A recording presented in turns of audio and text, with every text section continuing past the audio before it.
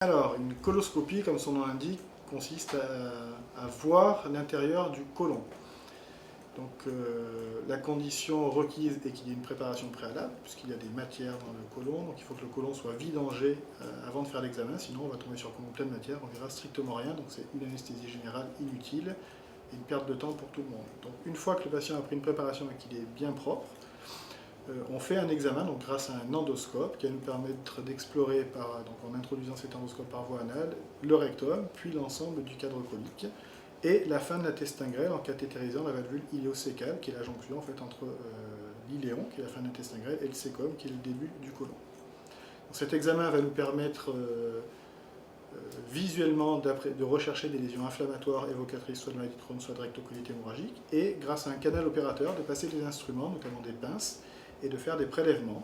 qui vont nous permettre de conforter, si on a une suspicion, ce diagnostic de maladie de Crohn ou de rectocolite hémorragique. En général, la réalisation d'une coloscopie prend une trentaine de minutes, en sachant que ce temps peut être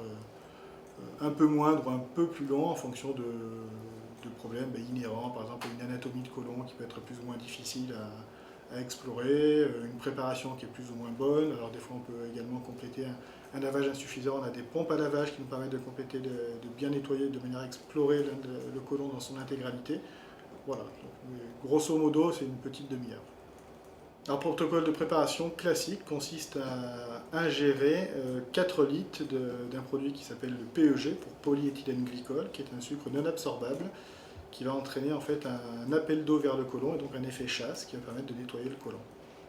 Au cours des MICI, la réalisation d'une coloscopie est recommandée lorsqu'on suspecte déjà ce diagnostic de Crohn ou de RCH, pour poser ce diagnostic, puisque c'est l'analyse des biopsies, l'analyse histologique qui va nous conforter vers un diagnostic ou vers un autre. Ensuite, lorsqu'un patient présente une poussée importante qui va nécessiter une adaptation thérapeutique, on va réaliser une endoscopie pour objectiver de manière claire qu'il y ait bien des lésions actives. Parce que parfois on a des surprises, on a des patients qui ont des symptômes qui peuvent traduire en fait plus un syndrome de l'intestin irritable dans un contexte de maladie inflammatoire qui peut être quiescente. Et à ce moment-là, la coloscopie va nous donner des éléments objectifs pour changer de traitement. Et ensuite, on le refera quelques mois plus tard pour apprécier l'efficacité du traitement. Une maladie qui est bien contrôlée ne nécessite pas de traitement régulier. Par contre, passé 8-9 ans d'évolution, on recommande des endoscopies plus rapprochées pour rechercher des problèmes de dysplasie ou de cancer colorectal, qui